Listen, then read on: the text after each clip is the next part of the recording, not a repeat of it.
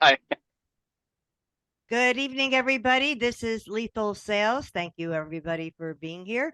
Tonight, our topic is customer experience. I don't want to say versus, but and dealer experience. Which comes first? Which is more important? What do we have to say about both of those X's? Um, Larry, I'm going to turn it over to you. Well, sure. And thank you all for joining in with us tonight. You have no idea how much we appreciate you and your input. I don't think that this is a chicken and egg situation, or like where they say, I don't have any experience, we'll come back when you have experience. I think if you don't treat your employees right and make them feel part of a team and make them feel wanted and respected, how are they possibly going to do it to your customers? And I think that sometimes we overlook the obvious, that we've got to make these people feel good so they can make the people they're dealing with feel good. You agree, Peter? Absolutely, Larry. One of the challenges that we see moving forward in this industry is the ability to differentiate the difference between CSI, customer experience, and dealership experience, and which one of those is going to drive our businesses forward in the best possible scenarios, being a lowering of turnover, increasing of retention of clients, a improving of customer satisfaction and experience levels. And there are so many attributes that we can look at in every single vertical, that how do we siloize each one, and how do we get the buy-in from the stakeholders? So tonight's show is very important, and one of the people that there's two people on this panel tonight that I look forward to hearing their opinions. One is Doug Reeves, and the other is Brian Motes, because we've been battling back and forth on our LinkedIn posts over the last week. So I'm really intrigued to hear what they're going to say tonight. So basically, we want to hear from Brian and from Doug, and the hell with everybody else. Look at this. It's the one night I'm nice to everybody, and now Peter's turning into a maniac. I completely think I've lost the concept of the show. Before we go around the room and get everybody involved, let's dial this down to a basic concept. Everybody on this damn show is smart, and that's one of the reasons you're all good people, but you're smart too, and that's why it's such a pleasure. Because I think, David, you'll agree with me. We have to talk to a lot of morons every day. We can be nice and be diplomatic, but it's just a fact. Okay. I look at everything as an opportunity. Yeah, and I couldn't agree with you more. But let's face it, since you're all smart, every one of you, pleasure to know you, you'll all agree that the guys that only chase the money never get all the money, because it's almost like they look at customers like a wolf, and the customer's a lamb chop. Mm-hmm. Okay. But on the other hand, if you treat people great, you give everybody 5-star treatment, and you start rolling in repeats and referrals and all that, this gets easy. Well, it's the same thing with CSI and all the other attributes we go to. You know, the OEMs beat up the dealers want the money, and they're just like, I want this CSI perfect. Hey, I'm no disrespect, I like to tell the truth. In the old days, we used to bribe people. Now they put you out of business. Here's the money, bring the survey. Mm-hmm. And I understand the logistics of it. You want the money, you want to get it. But if we program people to take good care of people, we're going to roll. Listen, I've become really close with everybody on the show, and boy, am I grateful. You cannot have too many friends. But I'm sure Doug Reeves hung up because he's such a logical guy. The first time he was on the Auto Show with me and said, let me get this right. Feldman insulted everybody, interrupted everybody, and pontificated and turned everything to music. I think I like him. That doesn't make any damn sense. But on the other hand, if I was real articulate and all I wanted to do is hear myself talk, everybody would have said, this guy's a jerk. So I think once we keep our eye on the fact that let's get our salespeople, everybody, our service people to feel like they're part of a team. I'm really getting tired, but I'm going to keep saying it to dealers.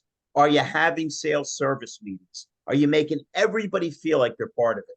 So once we lock into the fact that let's make this the best experience they ever had, then listen, I got to see, and I'll jump off my soapbox in a second. I got to see Jesse Cole at a SodaCon. Awesome doesn't describe it. He's nuts, which I can correlate to. He did everything crazy. Didn't if it didn't work, he threw it out. And I'm not comparing myself to him. What he did is a miracle, right? To go from he's in his house doing all kinds of crazy stuff, and now he's got 900,000 people on his waiting list for a minor league team. But I'll tell you the truth, I built a whole career on being silly, having fun, but I balanced it with being technically savvy, not with computers, you know that, Doug. But I still write everything down. I make very few mistakes because I'm so paranoid about making. So I think if we can embrace, don't laugh at me, Peter, schizophrenia, if we can strive to be the craziest person in every room and the smartest, we're going to control the whole universe. Because if you're a little nutty, people like you and they buy from you. But if you screw up the deal, they never come back. And I think if we emphasize how important it is to listen to people, to be sociable, and then act like every piece of paperwork is for your mother, we can take over the world. Because I think you'll all agree, a big sign of disrespect is being sloppy. People don't want to hear that you scheduled them wrong or you ordered the wrong part. Or hey, would you mind coming back in? All the paperwork is wrong. So I want to hear from everybody. I'll shut up now. Since you mentioned Doug and Brian, by the way, did Zach notice that he mentioned Doug and Brian and didn't say a damn thing about you? I'm just saying it. Nothing to do with me. I would never start any controversy. Let's start with Doug. Let's start with Brian, and let's start then with the redheaded stepchild, Mr. Zach McVicker. Go ahead, Doug. Sure. And no, wait. Doug doesn't remember what the damn topic was. I talk so much. Just make up anything. I got lost about a third of the way through your diatribe. So did I. No, it was funny you brought up Jesse Cole because, I put a post out about his 5 E's because really behind all the zaniness is a well-organized thought process about how he came to being successful the way he is. However, there's two things that continually haunt this industry. The first is turnover. We keep, we celebrated a 40% turnover in sales last year, which is horrible. I mean, 4 out of 10 employees were saying, I'm out of here, I'm going to someplace else. And it's coming right back. And the second thing is that the customer's trust level with salespeople, the only 2 lower are congressmen and telemarketers. So you have these 2 factors that are weighing in, and dealers aren't looking at these things and saying there's got to be something done. This has consistently been haunting this industry. And that's why, in my opinion, it's not about the customer experience. Customer experience is past. It's about dealership experience. It's about the employees and the customers together. And to your point, Larry, if your employees aren't happy, if they don't have a good culture, and culture is critical to anybody trying to develop a strong dealership experience. If you don't have a good culture that cultivates growth, that cultivates opportunity, then it's going to be reflected in how customers are treated. But if you're doing well by your employees, they'll do well by the customers. It will naturally, follow suit. I can tell you at A to Z Sync, we have a lot of dealers that they've actually adopted a really, they've adopted the one-person sales model, which is taking the customer experience and the dealership experience to the nth degree. And they have virtually no turnover. They have incredibly happy employees they have careers, not jobs, and their customers absolutely love it. And if a dealership had that type of a philosophy, not necessarily embracing one person, but embracing that type of a focus, we could save the industry. Well, if it helps any, and I'll jump to Brian. Peter is dovetailing into what I'm doing, and we're trying to get him into some of the places where I go in and hire people and get him to come in to do follow-ups to make sure that we keep the dots connected. We'll talk more about that on future broadcasts. So just let me jump in for 1 second there. So in Doug's statement, the single point of contact, bringing that individual liaison to the customer so they don't get passed around, they don't feel like they're being dropped, is benefiting the customer experience. But that is a direct result of dealership experience and the training of the dealership moving forward to saying, hey, we're going to get you to be a career-minded individual to encompass a complete portfolio of customers that you manage it out, and we will all benefit moving forth. That also dovetails into the single price point, which I saw you having a post today of your results on a poll, and 75% of you had a tremendous amount of people Yes. engage in it, and 75% believe that that's going to improve the customer experience. Tell That that is to Saturn dealers that are net out of business. Yeah. Let's do Brian, and David Brondstetter has to jump off. His kids are running from something. We're not sure what. We'll discuss it off air. But let's Please. get Brian and David. Well, I mean, Go ahead, Brian. that's the one thing that, I mean, I saw that, and I think it's great. Like, that's the thing. Everybody sitting in this room all agrees. Like, this isn't the issue, right? We all agree. The issue becomes, even what you said, I guarantee you 9 out of 10 GMs and dealer principals would have saw your poll and they'd have thrown it in the garbage because they'd been like, I don't care about the consumer experience. I care about profitability. Right. So they disconnect the two. Like, they're like, well, yeah, of course consumer is going to like a one price model because they don't have to negotiate. Well, that's where we make all of our money. And so how do we correct that disconnect? And that's the big Brian, I'm sorry to interrupt, but your point was so dynamite. Everybody that is over 18, and I think we're all over 18, has reached a point once in a while, even a hockey player like Peter, where you get a tiny bit out of shape and you have to decide to go back to the gym or do something physical. And it sucks initially. And then after a while you go, oh my God, do I feel good? So if we can make them understand that the gain they'll get from the pain and the ultimate rewards they'll get, it's insane that they don't look at it. I'm sorry, I didn't mean to interrupt you, but I thought your point was really, really good. No, I mean that's the thing. It's just there's so many things we have to do, like getting them out of the month over month, mindset, because this type of change doesn't happen month over month. This type of change, mindset shift, happens over 6 months, 12 months, 18 months before it really takes effect. And that's a difficult pill to swallow in an era where they're already struggling with margins and inventory and things of that nature. And it's even adopting, you go back, and I've said this a number of times in the past, like, how do we get so far off the rails? Because we understood this stuff 30 years ago, 35 years ago about how we were. Can I give you the answer? Because you asked a dynamite question. We've always been off the rails. Yes. Listen. I'm skipping all the bull tonight. I got my all-star crew in here. Boy, do I love you guys. Listen, I never wanted to be in the car business. Anybody that knows me will tell you I'm a musician. I'm the happiest when I'm doing it, even though when I get to train and meet people, I'm a lunatic. But let me tell you something. We always sucked. But the deal was there was less competition. I was a Cadillac salesman and then a Cadillac dealer. When we first got in, here's the deal. If you were really making good money, you bought a Caddy or a Lincoln. If you were really rich, you hit the lottery, okay, you bought a Rolls Royce. We didn't have Lexus to compete with. We didn't have 97 luxury brands.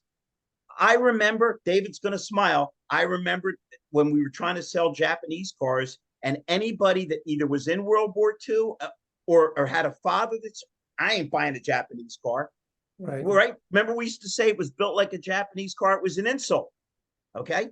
So the deal is we've always been off the rails, but because people have so many choices and so many options, and things like Amazon have come, where it's just so much easier to buy things and do things.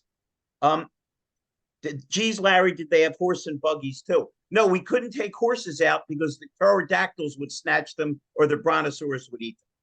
You see that Jen comes on the show, she starts picking on my age. You believe it, David? Larry, you bring up a great point, and I think part of the reason that it's risen to the forefront is, and in a weird way, we can thank COVID for it. It created a new awareness in a general public that I can buy anything easier. All of a sudden, everything that was out there before that was available now became a necessity as far as how I'm going to purchase something. And then they said, shit, this is really easy. I love this. And now the car industry is now being exposed because now they stand out like a sore thumb going, everything else is great, but you guys still suck. Absolutely, Doug. And one of the challenges is we operate on a historical operation. We look at the past to move forward. We Yes. don't look at the future to build. We look at the past. We measure everything in the past. We work on a 30-day cycle. It's the only multinational business in the world that works on a 30-day cycle. And it is archaic. It's back to the land of the dinosaurs. Peter, let me And- jump to David only because we got an all-star crew. I want to get everybody's opinion in here. David, what do you think, my buddy? Well, it's pretty interesting. I got excited when I saw this because, the last email we sent out to dealers I think it was last week, the title was "Customers Don't Care About Your CSI Score." And the reality is that they don't. And, for many of the reasons that Larry mentioned, I mean, they're still buying them. They're just not buying them, right? They're buying them with emotions, So it's they give me the 5 and OEMs are still paying on CSI score. One of the questions I'd like to ask dealers is, well, what's your corporate culture? And I typically get the same answer. It's all about the customer. Oh, we want to treat the customer like this. Hold on. Again, I'm sorry to interrupt constantly. Hey, Kelly Wilson's on. Hey, Kelly and Jen, this show's going to get a lot better. Listen, I am a complete lunatic. If you don't know this, Kelly, you'll find out tonight. But you know why people like me? I heard it from everybody. Besides the energy, I'm authentic. Did anybody ever hear bigger lies than dealers that say we really care about our people? They don't.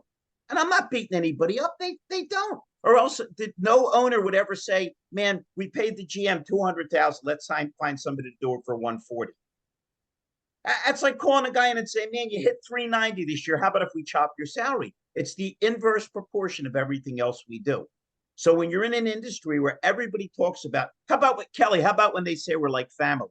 It might be Ma Barker's family. It's sure not the family you want to hang with on Thanksgiving. I'm sorry. Kelly, stop being rude. Let David keep talking. Go ahead, David. I'm sorry. She's no, what can I do?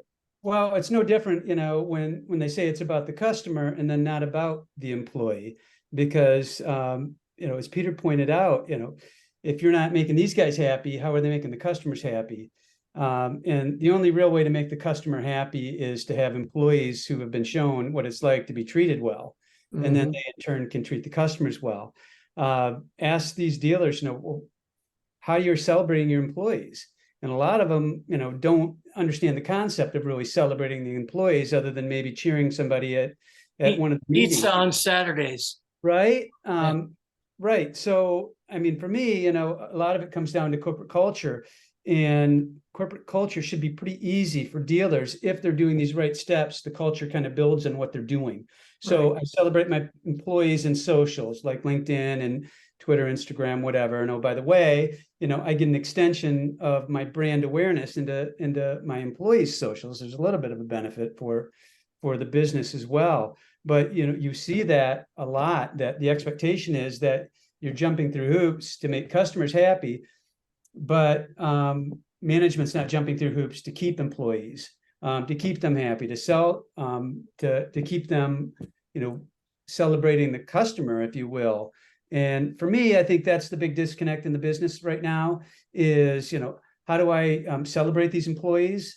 I mean, let's face it. I mean, it's a thankless job especially if you're an advisor or if you're a salesperson. So that's probably the biggest struggle.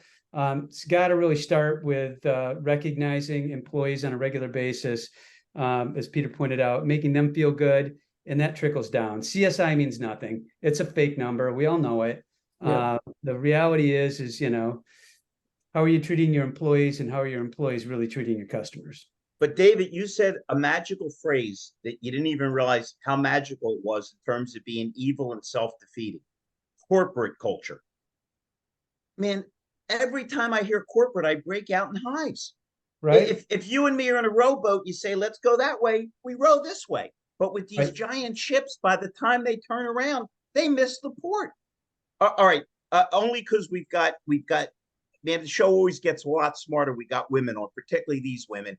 We got Jen, we got Kelly. Which one of you two would like to go first, if you don't mind? We're talking about the customer experience the sales experience, and we started off, in case you jumped in late, that if you don't make your sales team, your service team, everybody feel like a part of something, you're lost. Go ahead, Jen, Kelly, whoever wants to jump in. You can both talk at the same time. They're used to it for me.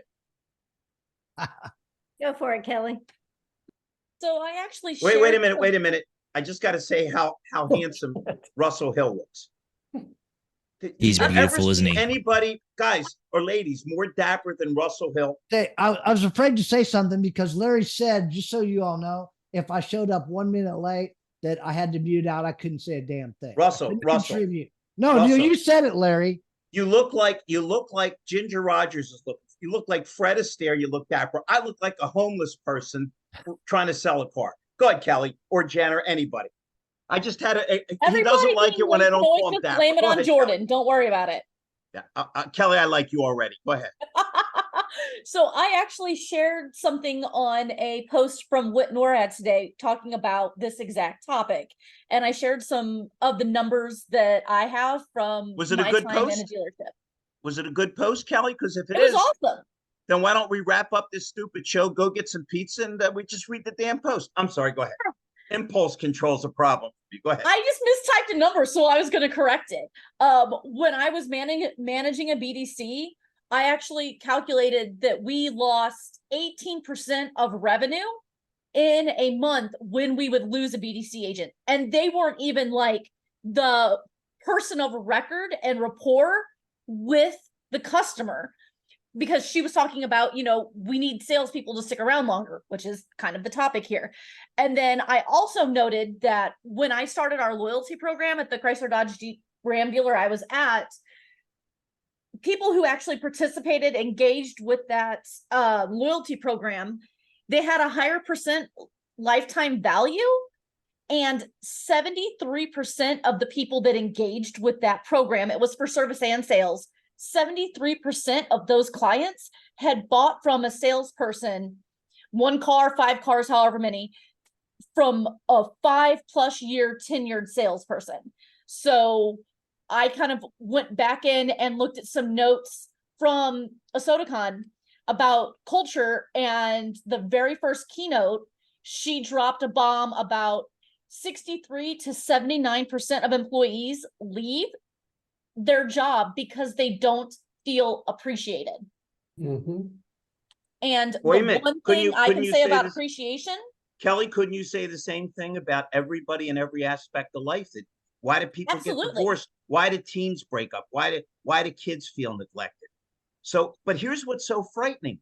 This is not the mysterious like tablet.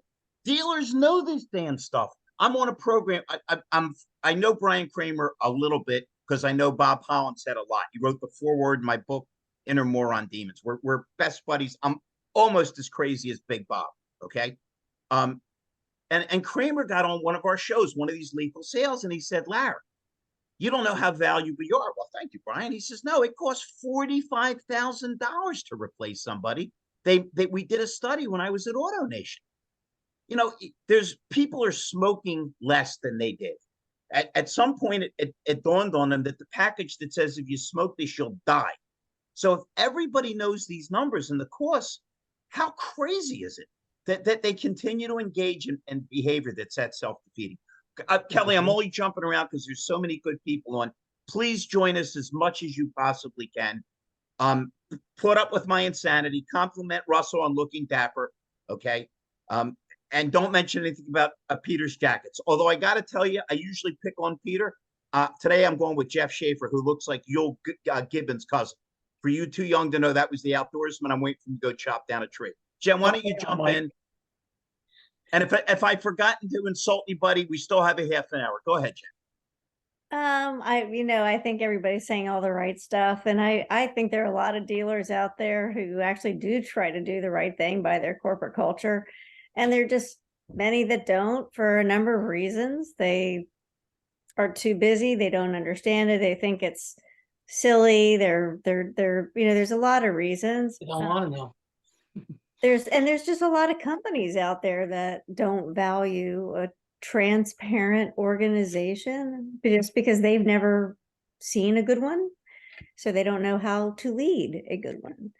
But I would argue that our industry is not, it's not because we have a 30-day turn that makes us crazy. I think what makes us so unique is that we are such a fractionalized industry.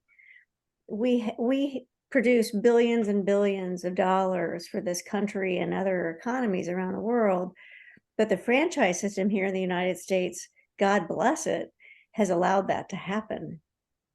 And because of it, it keeps the weight of any individual player pretty even. So yes, there are large companies that are continuing to consolidate, and that will continue to happen. But I think that because of our fractionalized system, it means that there's going to be great and terrible operators. It means that there's going to be publicly held companies that are judged on a 90-day and sometimes 30-day basis. I think it's that makes us so nuts. It's because we have so many chiefs at the table. Jen, it's the old F. Scott Fitzgerald quote from one of his books, that they went bankrupt slowly and then all of a sudden. And then The point is to not, I'm not talking about fake rah-rah.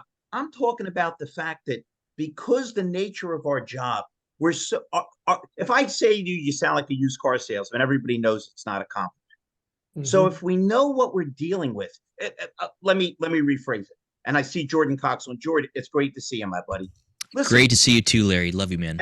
Everybody has a member of their family. We were talking family earlier. That's a pain in the ass.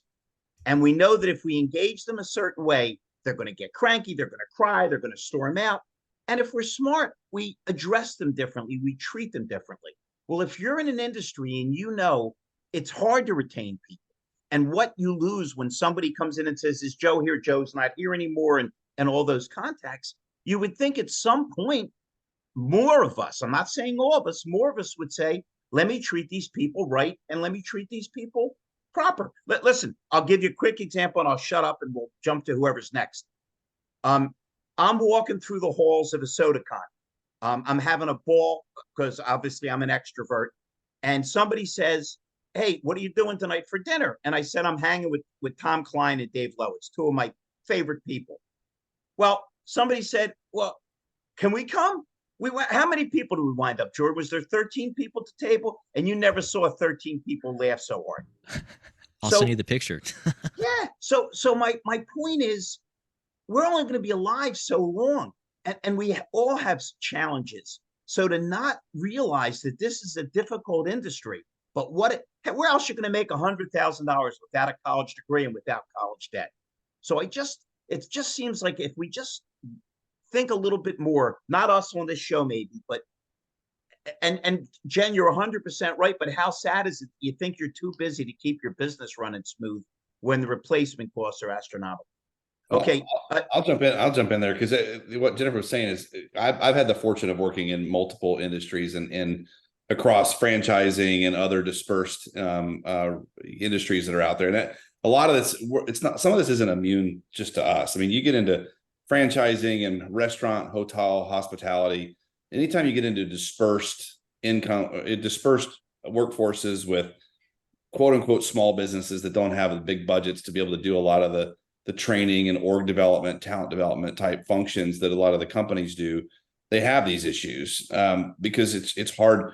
You can get culture for a little while, but then somebody leaves. You get a good GM and then operator and he leaves, or it was maybe a family run and they sell it to a bigger organization and they install a general manager. And so a lot of this, and this isn't a shameless plug for what we do at Onboarding, but really at the end of the day, it's what we're trying to fix at Onboarding. We're trying to give smaller companies like this. Hey, Brian, say Onboarding one more time, because I just got the check. I just got the check from Zach, and I want to make sure the plug makes sense.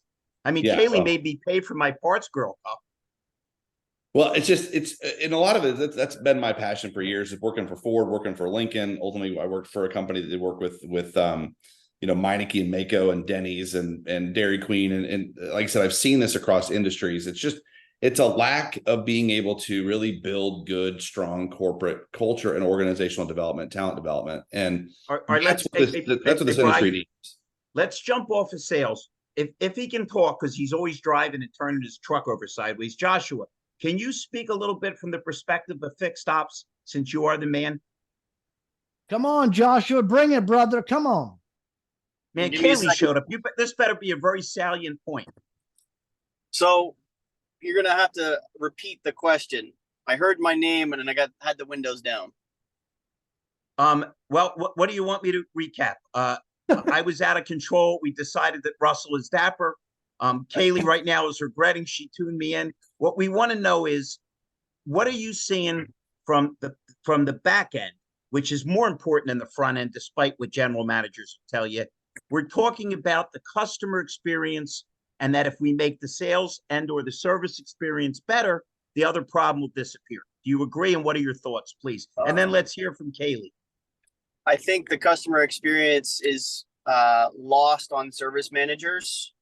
I think the customer experience is not explained to technicians. And I think it doesn't matter what discussion that you're having, and it doesn't matter whether it's dealership experience, customer experience, no one ever talks to parts, which is an incredible detriment to the entire facility, considering there is almost always somebody at the parts counter and there's almost never someone in the service drive, especially at 2 o'clock in the afternoon.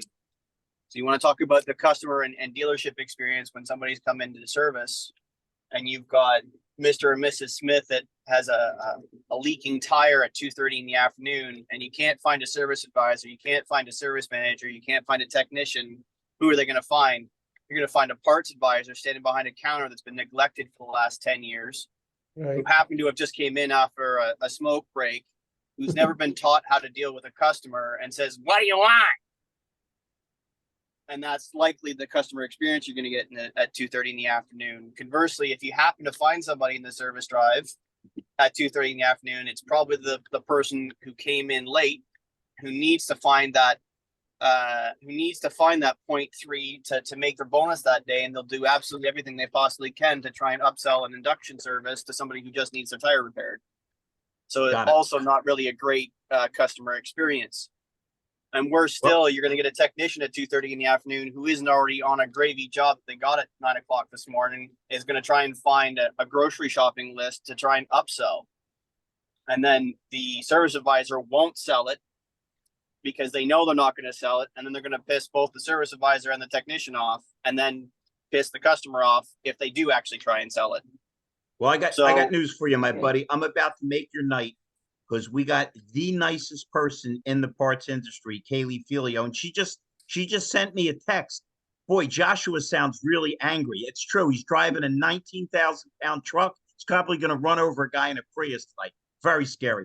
Kaylee, elucidate and illuminate. We can't wait to hear what you have to say. Oh gosh. Well, because I kind of already forgot like the question. Welcome to my show. Mental Instability 101. What do you want me to talk about? We're talking about customer experience and tying it in with making your salespeople, your parts people, your service people feel so good about themselves that they greet people with a smile and overwhelming enthusiasm. Getting parts people to do that. Interesting. Okay. Yeah. I think that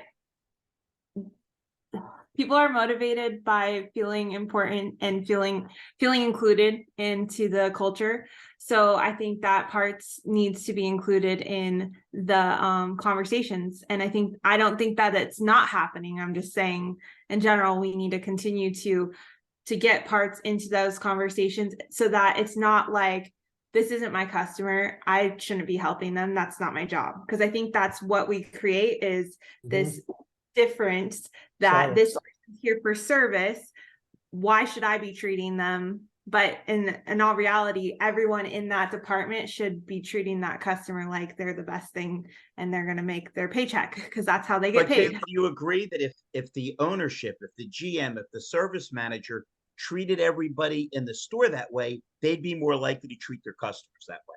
I mean, of course. Cool. All right. We all have to realize, regardless if we're talking customer experience or dealership experience, we all have to know that we are one team and we have one focus, and that's the customer experience.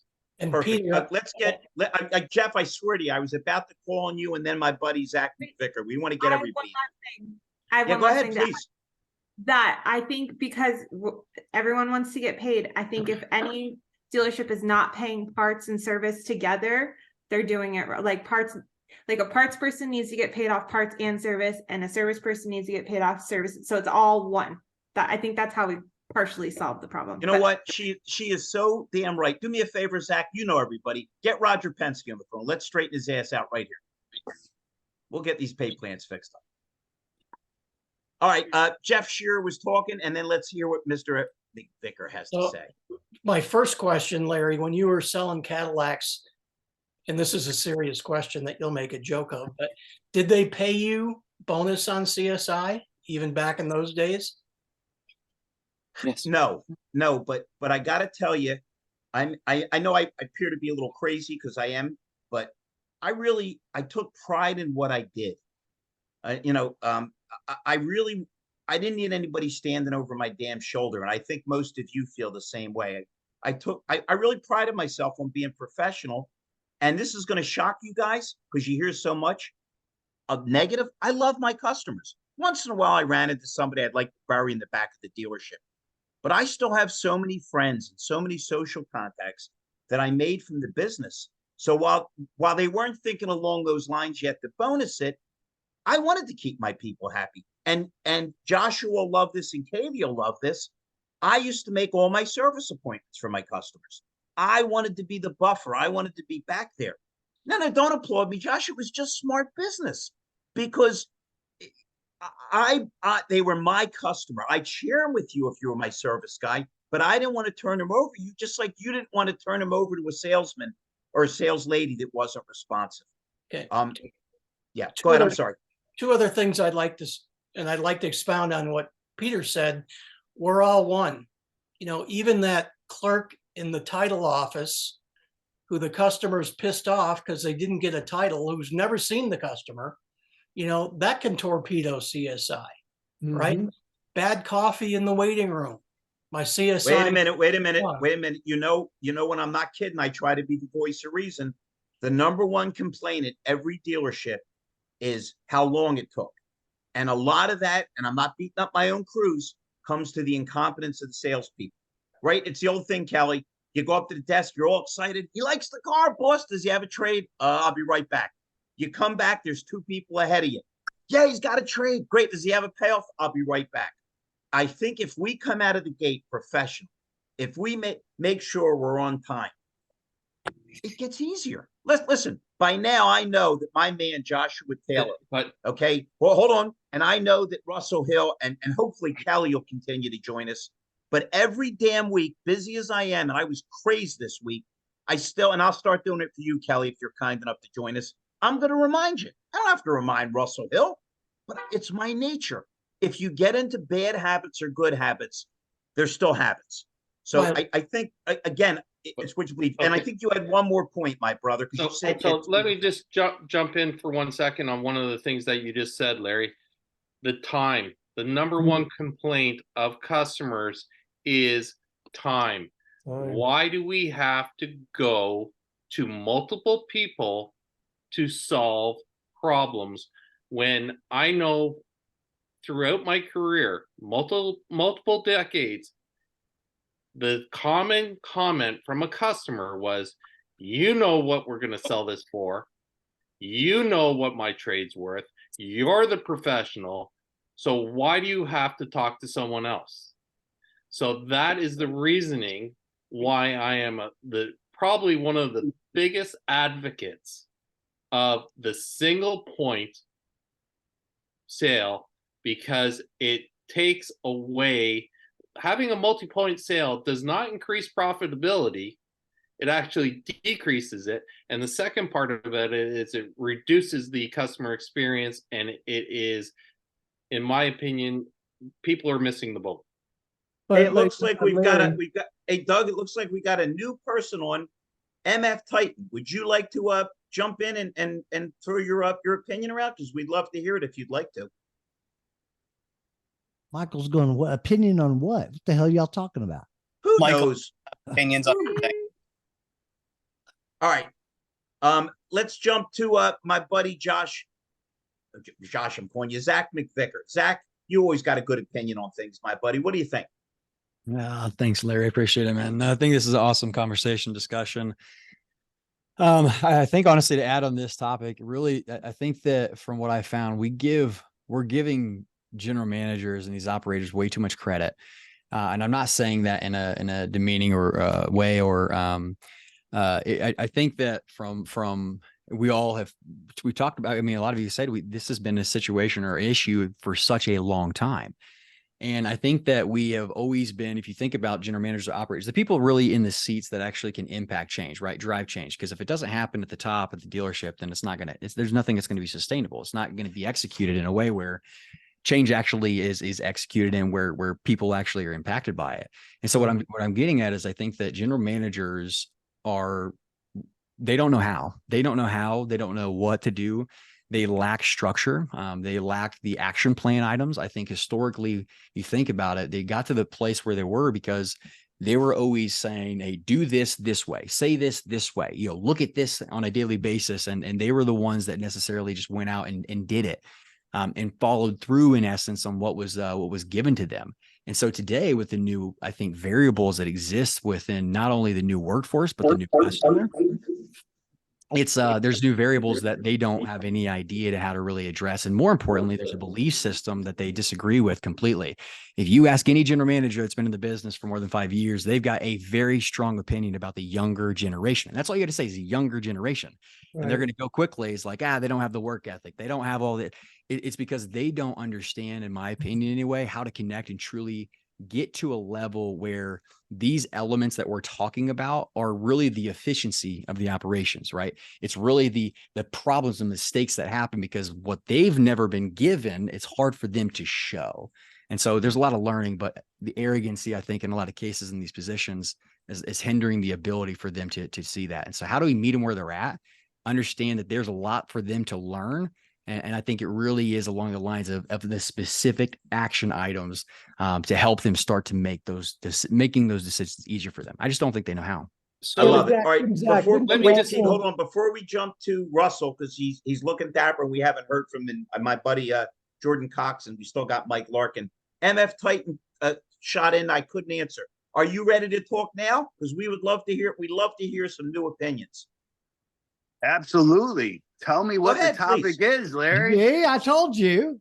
The topic is, we're talking about customer experience tied in with sales experience, and that if we don't make our teams, sales, service, your detail guy, feel part of a team, they're not going to greet these people with overwhelming enthusiasm and a smile. It's all yours, my buddy. Well, I appreciate that. And I think that if that is a topic, it has to start around removing silos in the dealership. Yep. And I think that the silos are created inherently by how the leadership team got promoted. And, I don't know what the number is exactly, but I would tell you somewhere in the neighborhood of 98% of every GSM, GM, EM, dealer principal all came up through the variable side. And the challenge with that is that while we're in the same building, I think we speak different languages. We talk about, sales market share and service retention. And if you asked anybody on the fixed side what sales market share is, they couldn't tell you. Hey, let me interrupt you for 1 second. Go ahead. We're thrilled to have you. You weren't with us last week.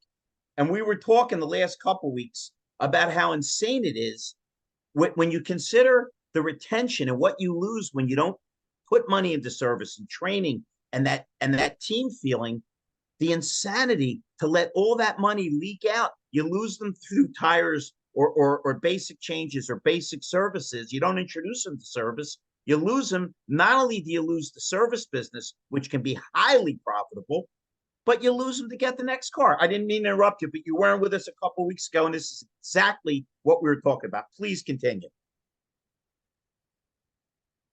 Yes. So I think because of the fact that we speak different languages in the dealership, my recommendation would be to introduce one playbook, one prayer book, one hymn book, that we all sit down at the church pew, kneel down, and we speak the same language. We have sales manager meetings, and then we have fixed manager meetings. We have advisor meetings. We have sales meetings, but those could be interchanged because the value is all about the customer, right? We're providing a service, and I do believe we're in the hospitality. I think we lost you for a second, my buddy. Are you out of the matrix? Go ahead. I might be, and if I am, I apologize. You're fine now. You're fine. Yeah, I think we're in the hospitality industry, Larry. So we have to be able to provide the customer with a service experience worth talking about. And while sales will sell the first car, I firmly believe that service should sell the second car. You want to laugh? I think you'll love this. I do a lot of sales training, and what I love to say, because I try to pick people for my classes that are nice folks, because a lot of it's recruiting training. And after 2 days, I feel like I know them. I'll say, "Are you all nice people?" Yeah, right. I said, "Okay, well, I'm a nice guy." Remember, I usually send them out the mystery train, say they're looking for a car for their sister that just had a baby, and you can only imagine how many people blow them off or tell them, "Come back with your sister," or "What's her credit like?" I said, "Do you understand that there are some not nice people in our industry? If you think you're a nice person, you deserve to have them as your customer, and they deserve to have you as their salesperson. And if that's your mentality, rather than ripping people's eyes out, and I'm all for profit, but if all you see is profit and not the people behind it, you're lost." Man, that's so good. I hope you'll join us in the future. We try to keep every show a little differently and a little lively. If you don't mind, I'm going to jump off because we don't have that much time. I'd like to get Jordan involved if he's up for talking, and my buddy Mike Larkin. We like to get everybody to participate. Jordan? For anybody that doesn't know right now, Jordan has shut off his video. He took off his shirt that said "Love people more than cars," and he said, "The hell with the people. I just like the cars better." I'm sorry. That wasn't a tattoo. That's very sad. All right, we'll go to Mike Larkin, even though he's wearing the wrrong hat. Go ahead, Mike. Yeah, well, we'll fix that. We'll remedy that. You know what? The experience and the dealer experience. I'm going first to the customer experience, because if they don't find you and find you reputable, then there is no dealer experience for them to experience, because they're going elsewhere. When we talk about reputation in society, you've got the politicians at the very rock bottom, you've got your lawyers, little step up, and you've got your car dealers. 80-20 rule. 20% of them are going to realize, hey, we need to do something different to encourage the customers to see us in a 5-star light. And if we don't, we're going to get left behind. The ones that are going to survive and thrive are the ones that focus on their reputation first. But that's up to the dealer that wants to promote that. The ones that don't and that say poo-poo on that, well, they're going to be left behind. Doing the live concert, in Baltimore, a SodaCon. That had 80% positive, 20% negative. You experienced it, Larry. Somebody said, you asked somebody to take a picture and I'm too busy. Too busy at a SodaCon? What? But there were negative people there, but mainly they were 80% of those that are going to make it because they had a good attitude. And those are the people that I want to deal with as far as representing their reputation. Hey, Mike, I don't want to interrupt you, but my good and great buddy Russell Hill always has something important. Bring it on, Russell. I haven't heard from him. And I interrupted Peter and Doug Reeves. I didn't mean to. I wanted to get so many of the new people in. Russ, what do you got to say, my buddy? I got to tell you, I've been Michael Parrish, the MF Titan. I don't want to tell you what the initials stand for. However, a I started selling cars in 1985, 80, and I believe 85% of all the GMs grew up on the variable side. They don't get it. There's a disconnect. I agree. Yep. The same stuff we're talking about, I was talking about in 1985. Not a damn thing's changed. Okay. But things are starting to change. I do believe there's a paradigm shift taking place. I think it was Zach that was speaking earlier. I'm old school, obviously. But I get Gen Z, Gen Y, Alpha up and coming. I get them. They all want the same thing we want, that we count, we matter, we make a difference. We're a part of something unto ourselves. We're part of a team. People want that as much as they like to breathe air, I think. And if we remember that, it's much easier to relate. The younger people, I listen to them. They have a different way of thinking. I get it. There are certain things that are important, but I listen to them. I listen to them. When I grew up in this business, I grew up service and sales were the same. I worked the service drive. I got to know the advisors. I got to know the technicians. That was me. I walked the lot. I knew what was there. I didn't come to the desk and say, do we have this? Do we have, go walk the freaking lot. You can't come to the desk unless you got to commit.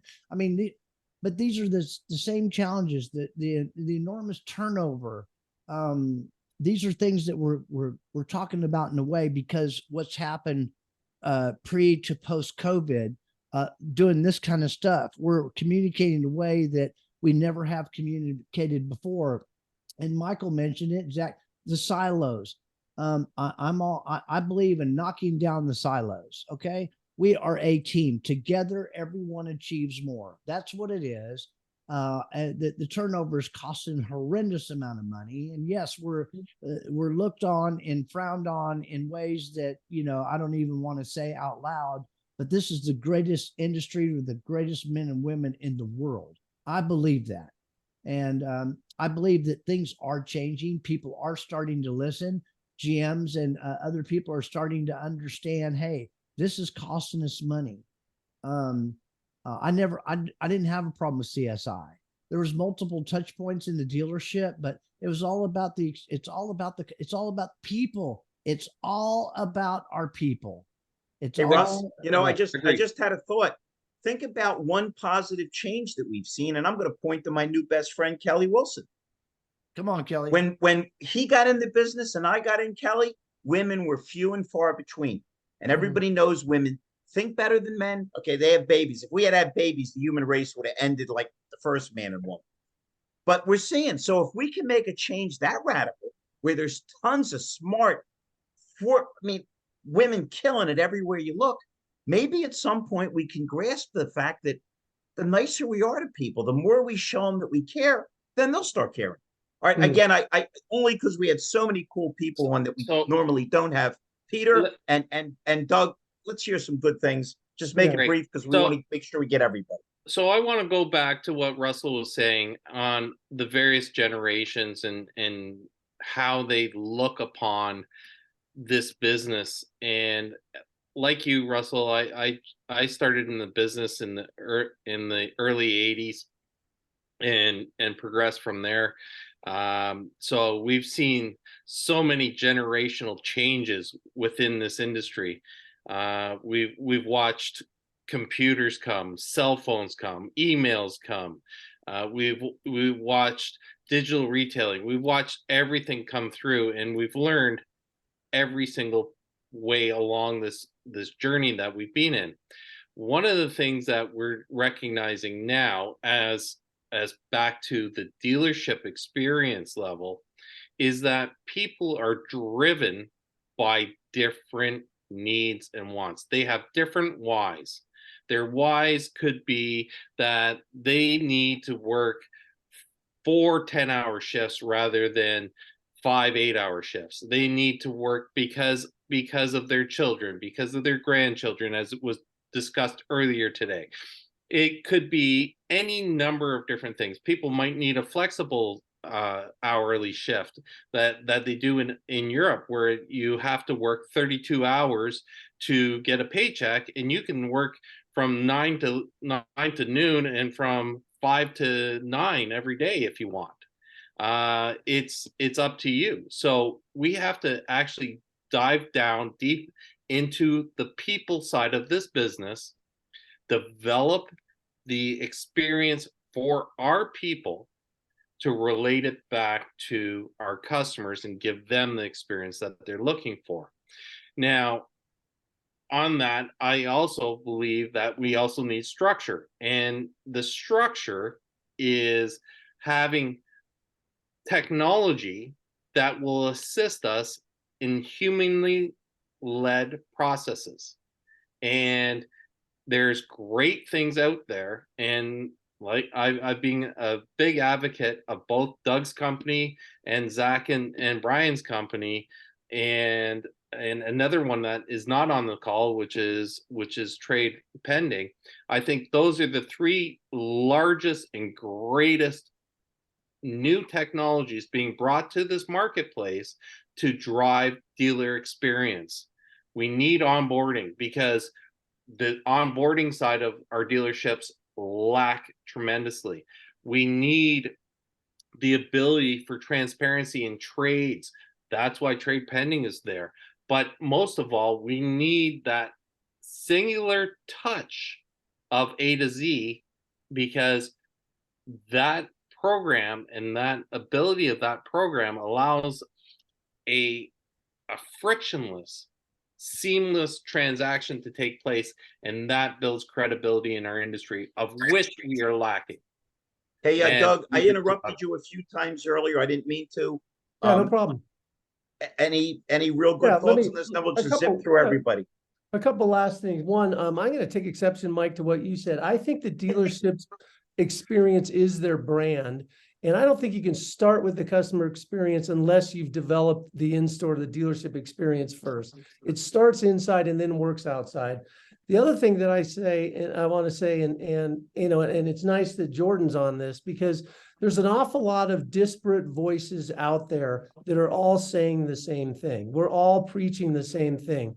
Somehow we've got to be able to unify this message out there and publicize dealerships that are seeing success doing it a different way. Because as somebody said it earlier, they're afraid of what they don't know, so they're willing to not change. But if they realize that there is success out there, that dealerships have changed, have adopted this culture, have done this shift, and here's the results they're seeing. And if all of us are saying it the same time, the same way, then together this message can get out, because that's the only way we're going to get change. We're sitting here just preaching to the choir right now, but we need to get out to the parishioners. Kelly, we're so thrilled you joined us. Any last words? And if anybody else has any last words, we'd love to hear them. Larry, I do. Please go ahead.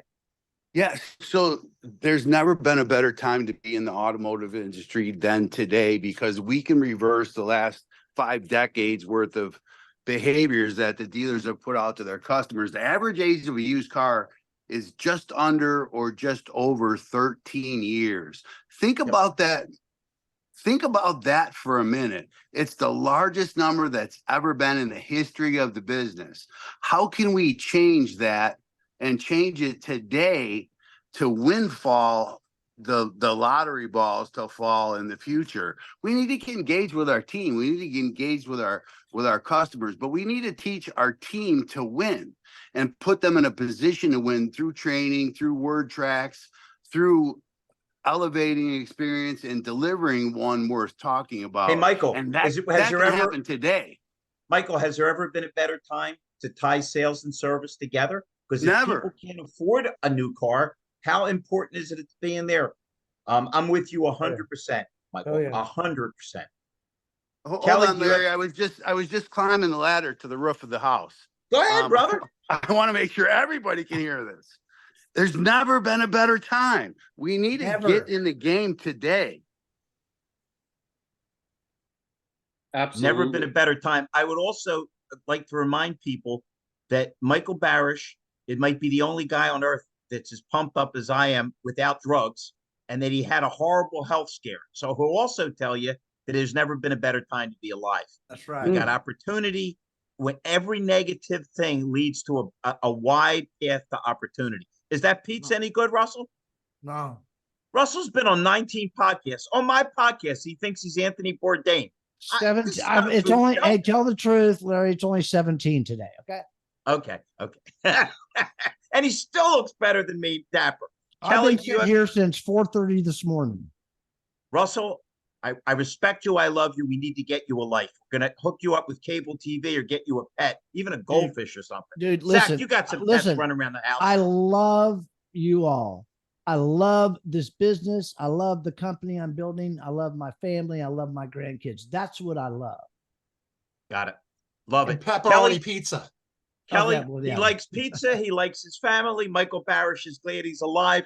You better come up with something real positive, girl. I have three things. One, yes, there was too busy at a SotoCon because Jordan only gave us 15 minutes between breakout sessions. So you couldn't do a refresher break, go to the bathroom, get a drink, and talk to someone and make it to the next session. Whoa, We gotta Kelly, have some more time to network. Kelly, hold on. You don't know. I was standing next to Jordan and he was laughing at everybody. Look at him run. Next year, I'm going to make it 10-minute breaks. He's a very evil guy. You were right about him, Kelly. Go ahead. Also, he said that this is 1.5. He said that the tattoo's on the backside, not the front side. So for the loving people more than cars. Two, Wait a minute. How did we go from Russell looking like Fred Astaire to butt tattoos? Kelly, you're going to fit in real good with this show, girl. Go ahead. two, I agree there hasn't been a better time in all of marketing and automotive to get the front and the back on the same page. And I think that there are some really good tools that are coming. We can have that conversation on another day.